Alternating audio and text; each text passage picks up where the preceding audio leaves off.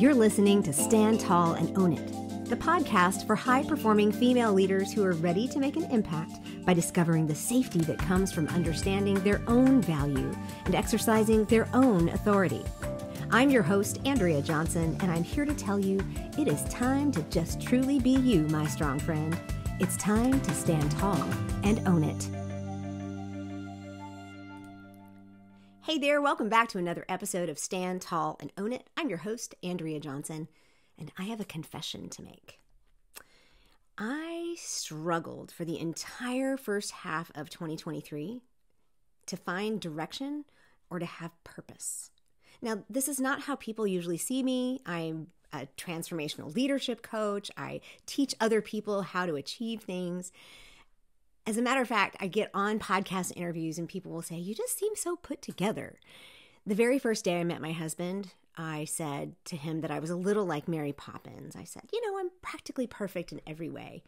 Years later, he confessed that he really believed me. And I thought, golly, I am really good at fooling people. But I want to confess to you this year that my struggle has been very, very real. Now, you've watched me go through, if you've been with me since the beginning of the year, you've watched me go through a little bit of a transformation. But I have not set one goal for this year. I have no goals for 2023. I have no vision board. I even ran a vision board workshop and I have no vision board. And I'll show you that in just a second. And I've even ended some long-term commitments that I never thought I would end, that I thought were the perfect expression of my business and exactly who I was. But let me prove this to you. If you're not watching the video of this, what I'm holding up is my planner that has my vision board pages on it, and they're entirely blank. Now, last year, I should have pulled out both planners. I could show you. Last year's planner was full on the vision board pages. It was just cram full of stuff, right? The next two pages are my goals pages. And if you can't see this, if you're not looking at video, they're only half filled in. And here's the thing. Half the stuff is stuff I've already done or I'm required to do. For instance, it says things like, I'm going to pay quarterly estimated taxes. Now, I'm a business owner and I have an LLC. I'm required to pay estimated quarterly taxes or else I pay a penalty at the end of the year, which I did last year. So what I did was I put things on here that I knew I had to do or I'd actually already done them and now I'm calling them goals. And I did this for years in corporate when I was doing performance reviews for my staff. It's just notorious in many big systems, especially like university systems, that your performance reviews run about 6 months on a 6-month lag. And so we would meet in July to talk about the year that ended back in December. And so setting goals, they would all tremble. And I would just remind them every year, look, you've already done something in the first 6 months of this year, right? Let's just write all those things down. And then we will put those in as goals that you've already met. And then you only have to plan 6 months.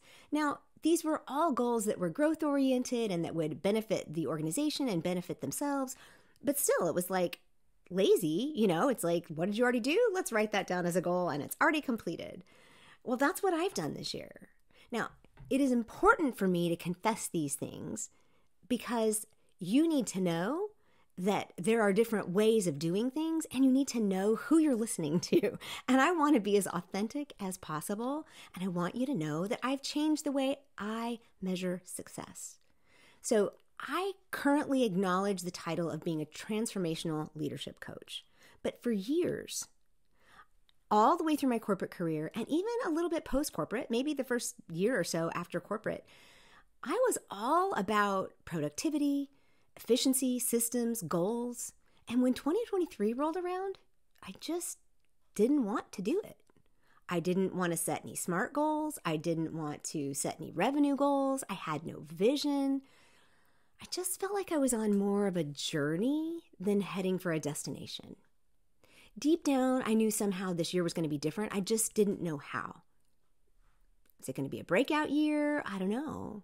But one by one, the standards by which I was measuring my success, revenue numbers, clients, goals met, how hard I pushed myself, they all just seemed to become irrelevant. And I've been hanging on to these remnants from my corporate career that told me how I was supposed to measure my success, and I just didn't want to hang on to them anymore. Finally, one week, I guess it was probably the first week of June, because that's when we met in my small group coaching program called The Beach. Oddly enough, this meeting that we had the first week of each month was called the goals meeting. I realized that I needed to own up to the fact that this form of success, just measuring it this way and these metrics, just wasn't going to work any longer, which is weird and hard because this was the whole premise of the group. I marketed this group as a goal-setting group with gentle accountability and encouragement and building community. And you know what? Nearly every single person on that call acknowledged and admitted to some form of discouragement over either unmet goals or rolling them over from month to month, which is exactly what I was doing. So I'm a pretty good coach. You know what I did? I just started asking questions. I said, so why are you keeping that goal on your list? And I started asking myself, why am I keeping this goal on my list? Is there a standard I'm trying to meet? What is it? What expectations am I trying to live up to? Are they mine? And then one of our dear friends in the group, who is a fellow coach, Lee McCraw-Levitt, shared that it just turned out that June was a good month for her to set intentions rather than goals. Now, we were working in a Jamboard, which is a great product, but Google's just informed me that they're discontinuing it at the end of 2024. So I guess I have a year and a half to change what I do. But all of a sudden, our Jamboard began to change. We were using sticky notes to put our goals up there, and they all started to reflect a little bit less of a concrete aspiration. My intentions for the month went from goals of specific downloads on a podcast or revenue numbers or new client signings or specific numbers of workouts completed or pounds lost to, are you ready for this? Create, learn, rebrand. And I wasn't alone. In that group, there was this collective sigh, shoulders untensing, and relaxation. For the next 3 months, we actually called, even though these meetings were still called goals meetings, we called them our intentions meeting. We asked each other, what intentions are you setting? And I say the next 3 months because at the end of September, that group program completely closed down. It started out as a safe place to develop ideas and to kind of explore what we wanted to do, to set and achieve goals, and to even grow past that need for external validation.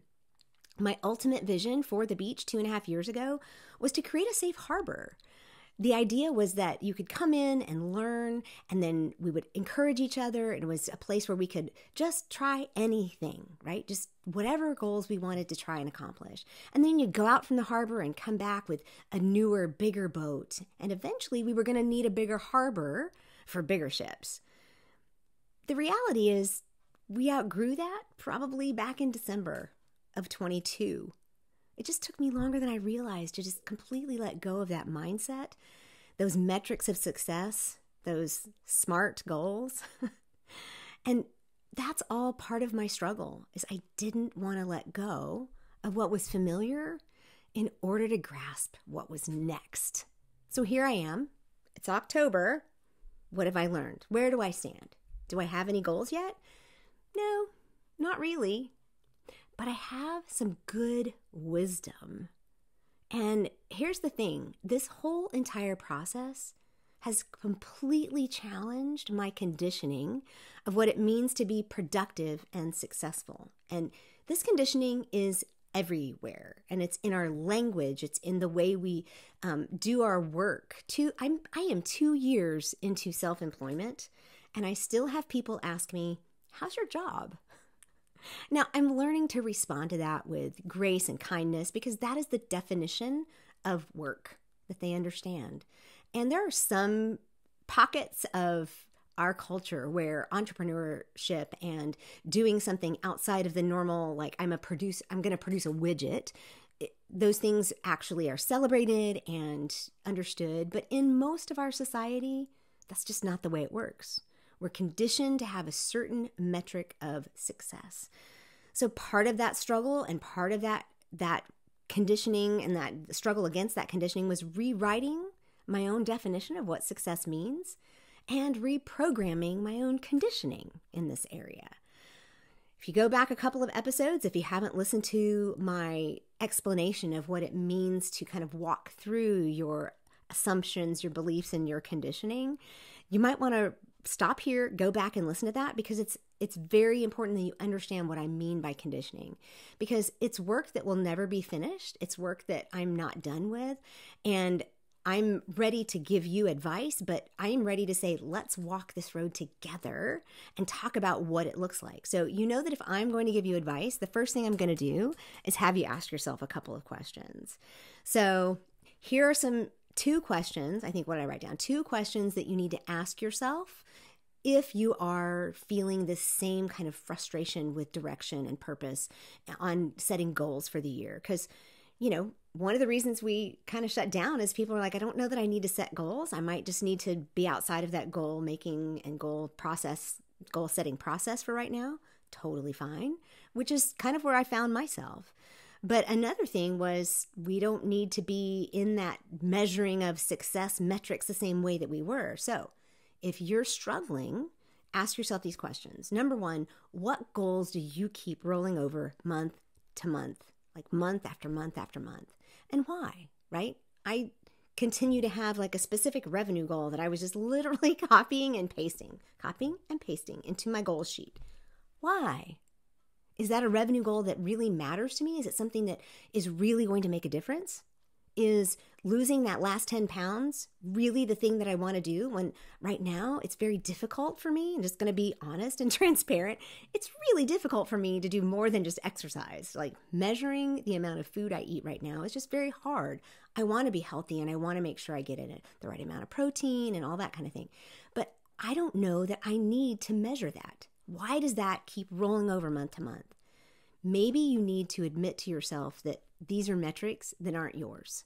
These are metrics that you can't measure success by because they don't mean anything to you. So that's the first question. Are there goals that are rolling over month to month, and why? Okay. Number 2, are your own success metrics governed by your assumptions, your beliefs, or your conditioning?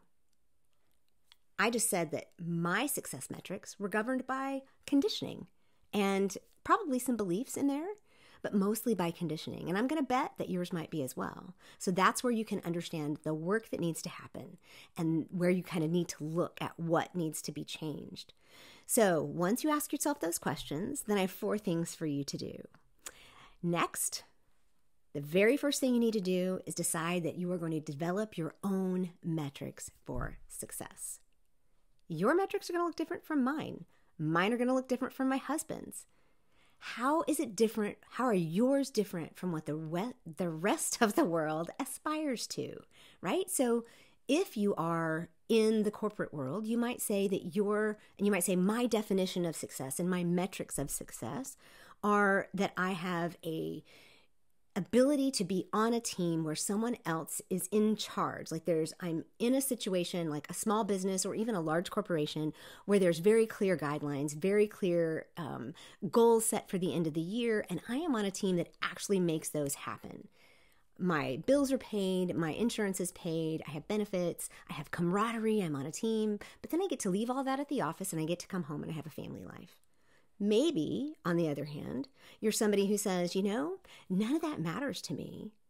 I want to be able to work 20 hours a week, have time for my family or my kids or to travel, and I need the amount of money in my 20 hours a week that's going to pay, if you're in a partnership situation, maybe it's to pay your groceries and your utilities and give you your vacation money, right?